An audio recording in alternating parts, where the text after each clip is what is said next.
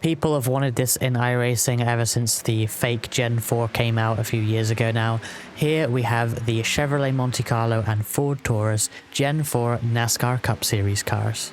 These are of course the cars that were in NASCAR Racing 2003, which is sort of iRacing's origins in a way. So this is a bit of a throwback, but also a brand new car to iRacing, and one that people have been looking forward to for some time.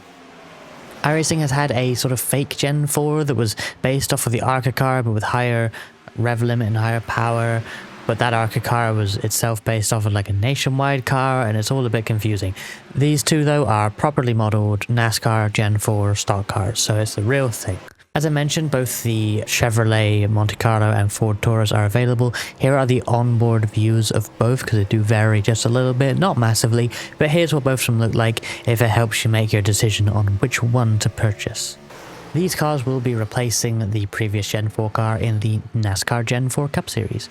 This is a C-Class oval series that races every hour at half past the hour.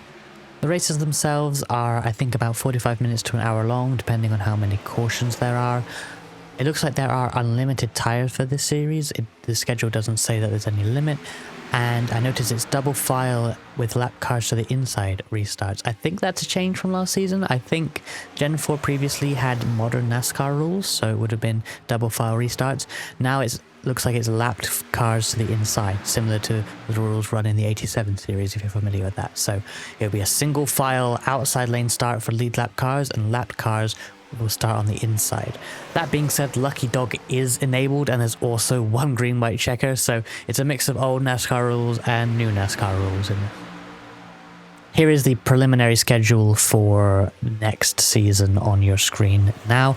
This may change during week 13, so if you're watching this in week 1 or later, make sure you double check this in the iRacing UI to make sure you are buying the right tracks before you start spending money. During week 13, there is the 13th week Shiny New Shakedown series, which will be running these Gen 4 cars every half an hour at different tracks each day, so you can give them a go. The races themselves, I think, are about 20 minutes or so. You can probably run them back to back quite easily. This is an unranked race, so safety rating and iRating are not in effect, but of course, the sporting code still is. The cost to license this car in iRacing is the usual $11.95 US plus your local tax rate. Since there was already a refund program for the old ARCA and Gen 4 combination car last season when the new ARCA cars came out, there is no new refund program for the Gen 4 car because of this new Gen 4 car coming out. So if you bought the Gen 4 car in the last 3 months, you will not be getting a refund for that.